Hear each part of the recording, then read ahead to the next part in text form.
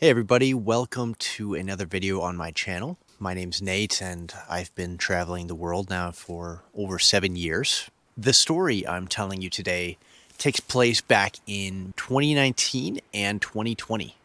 Now, 2019 was the year I started traveling. I sold everything I had and left with two backpacks with a dream to experience more of life. And I found myself in Europe for a couple of months. And right after Europe, I found myself in Vietnam. I did about 3 months in Hanoi. During that time, I really learned lots about the Vietnamese culture and made lots of friends from Vietnam and other places. And I also had met a girl who is now my ex girlfriend. That was my first love. That was my first girlfriend. And after 3 months of being in Vietnam, I had to leave, and I had a couple of other opportunities lined up. One in Korea. I was teaching English in Korea. I did 2 months in Korea, and I did another month in the Philippines.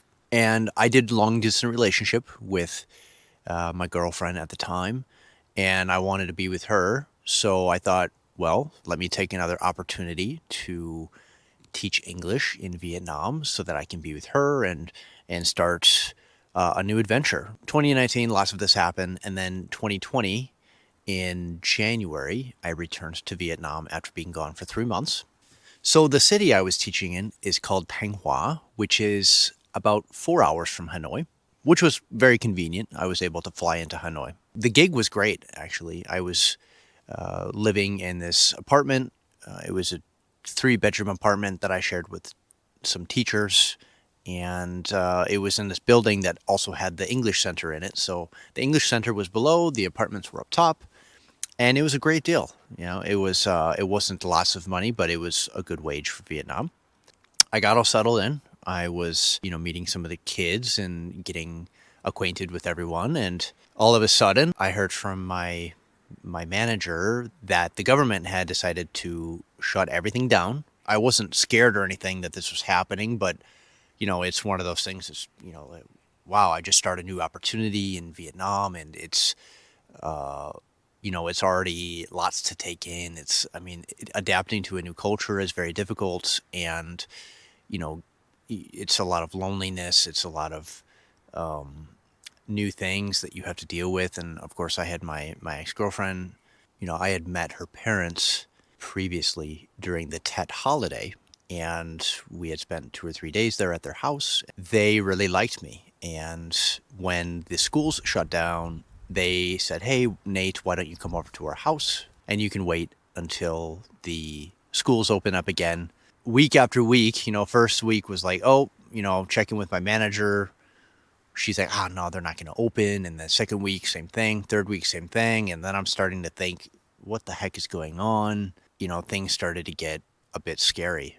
When this first happened, the government decided, okay, well, we are going to send government officials and police officers to and find every single foreigner and do all these health checkups and take people's temperatures.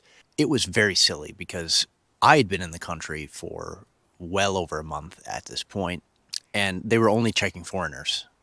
Like, they weren't checking Vietnamese people. So, whatever, right? I'm not going to argue with the government. They were targeting foreigners to stop the spread of COVID, right? Which is ridiculous because this idea that only foreigners had COVID was instilled into all of the Vietnamese people by the government. It became very uncomfortable, and I'll tell you that in a little bit. I didn't argue. I took the health tests and everything. Of course, I was fine. And I went to my girlfriend's family's house. My girlfriend and I would go outside, and we'd have Vietnamese people. We were in a village. This village is very small. There's not any foreigners that live there. Basically, I was the only foreigner there, and people would see her and I out in public, and they'd be making the worst comments to her. They were saying, fuck you, and son of a bitch, and, you're a whore, and just all these horrible things just because I was a foreigner. And the government had scared people so badly. Her and I couldn't go outside without somebody saying something to her. we'd go to the pharmacy and we'd go to the market and people would just be eyeballing us and saying, "Hey, get that motherfucker away from me. Get that," they're being racist. And it was really just weighing on her, right? I mean, she was so uncomfortable. I was uncomfortable, but she must have been 1,000 times more uncomfortable. And a lot of this I wasn't understanding because I didn't speak Vietnamese, right? So it was all being translated to me through my girlfriend. And, that was just horrible for her. And she was crying a lot. And one day, a neighbor called the police on us, and the police showed up, and we explained to them that I had already been checked by the government for my health and that I had complied with everything. There was technically no rules at that time that said I couldn't go anywhere, right? So I came to a different city. This guy, this government official, I don't even know if he did his job correctly. That was a bit of harassment by the police. And one day, my ex-girlfriend and I went to get coffee, and there was this group of men who started screaming at us and started threatening to kill my girlfriend. And they followed us home and called the police on us again. So different people calling the police. And then what do you know? The police show up to the house, and it's not just the police, it's the mayor of the town, like 9 different officials, and they're all sitting there in a circle with us, questioning what are we doing, what's going on. My poor ex-girlfriend's mom and my ex-girlfriend were explaining to them I'd been checked out twice now. We did nothing wrong. They started making up stupid lies saying, "Oh, well, Vietnamese people can travel and do whatever they want, but because you're a foreigner, you can't go anywhere." And my ex spoke up, and she wasn't being disrespectful. She didn't scream. She didn't backtalk these people. She's like, why can she go, but I can't? And they did not like that at all. This is a really, really bad thing about communist government. There is no freedom of speech, you guys. I know there's a lot of people living peacefully in Vietnam, but you do not want to get involved with the police. The police have all the authority over you, right? The government do. There is no due process like we have in America. There is no freedom of speech. There's less rights. And you have to be careful when you're in certain situations with the police. They were mad, and they said I'd have to come to the police station and pay a bunch of money. This whole ordeal was definitely about money. It was all about bribery. It was all about getting some cash out of the rich American. Why not take advantage of that? And that's exactly what they did. We obviously didn't do anything wrong. There was no specific rules saying that I couldn't do anything or go anywhere or walk in the street or eat this and eat that. No, it was just full on harassment. And this local police officer was threatening to make it so I can never come back to Vietnam again. And I'm just like, are you kidding me? No, and you can't say anything because it's a serious deal now. Like, this is not a game, right? Like, this is like life or death. Like, shit, they could have just put me in prison even though I didn't do anything wrong, right? They could just do that if they want. There is no due process, right? So this is kind of scary, you guys. You get in this situation, especially in a village where there's no foreigners in Vietnam or even in other countries, there are some real consequences that can happen if you get into a situation like this, or you talk to the wrong people, or you're in the wrong place at the wrong time. And luckily, my girlfriend's cousin or family member was a police officer, and he understood her, and he knew that we weren't like doing anything wrong, but this other guy was just harassing us. And again, the mayor of the town came to see us, and this is the time third time that I had been checked by the government and I did nothing wrong.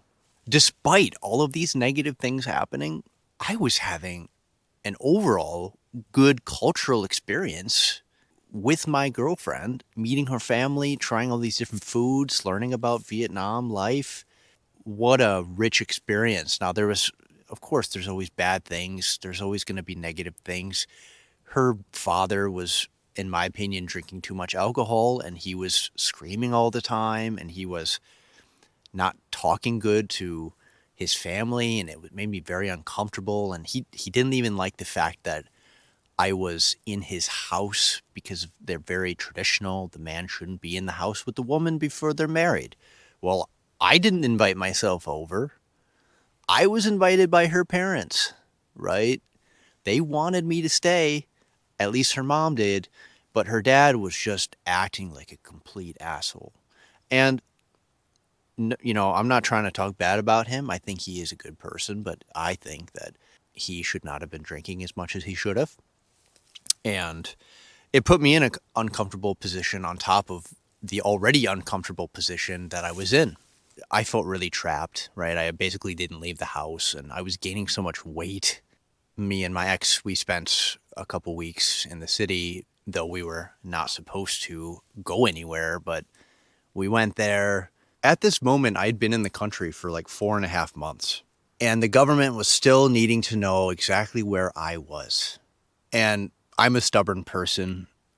I do my own thing. And when somebody's harassing me about where I'm at and filling out all this information about who I am and what's going on just because I'm white, it's like, bro, that's racist as fuck. Me and my ex, we spent a couple weeks together. It was great. And then I headed back home and I flew out of Hanoi and I had a layover in Ho Chi Minh City. I kid you not, this airport was a ghost town. There was nobody there, basically. There was only 3 flights left leaving the country. And I was one of those lucky flights that got out before the Vietnamese government decided they'd shut things down for 2 years. People were stuck in Vietnam for 2 years. They couldn't leave Vietnam for 2 years. I dodged a huge bullet. It was supposed to be a new beginning that was positive and happy, and it turned into something that was quite the opposite. Now, despite all of the negativity that happened during this period of time in my life, I gained a lot of experience making a decision that was a very uncertain decision, right? I mean, a year prior, not even, I had decided to just sell everything I had, right? So my decision of stepping into the unknown, stepping into uncertainty, getting out of my comfort zone, put me in some of the best and some of the worst situations. And like I said, more positive experiences than not, but without yin, there's no yang. And I talk to a lot of people about this in life. There's always going to be yin and there's always going to be yang. There's always a trade-off to everything. The amount of personal growth that I gained from just this 1 year was just substantial. I'm sure a lot of you watching this have been to other places or other countries. And if you haven't, there's this feeling of, you're an outsider. Everyone's looking at you. You don't know the language. You want to go out and get some food, and you don't know how to talk to people. And at this time, I mean, Google Translate was around, but it wasn't working very well between English and Vietnamese. So it was very hard to communicate with people. It was very lonely, despite having a girlfriend. There's not too many people that speak amazing English in Vietnam. It's very much Vietnamese spoken culture, and that's cool. I really cherish this experience because of that personal growth. It set me up for a year and a half of like grinding with hard work and pushing myself to the limits and doing a long distance relationship, which I will make another video in the future about my relationships that I've had internationally. Without the yang, there is no yin. And I'm looking at yin as being a positive and yang being as a negative. And I had lots of both. And that's the beauty about this human experience. I'd love to know about your opinions on this concept and what you think you would have done in that situation where you're put in a position where you have to make decisions that are leading to an uncertain path and you don't know what's going to happen. All right, well, I hope you enjoyed this story, and thank you for watching my videos. If you've been following me now for coming up on a year and a half, I've been making videos. I will be going back to Asia in the end of this year, continuing more food and travel videos. Meanwhile, I'll be making videos about my life experiences. And I hope this video has been entertaining or has helped you out, giving you some food for thought about your decisions, about uncertainty, about your comfort zone. All right, well, peace out, and I will see you on the next video.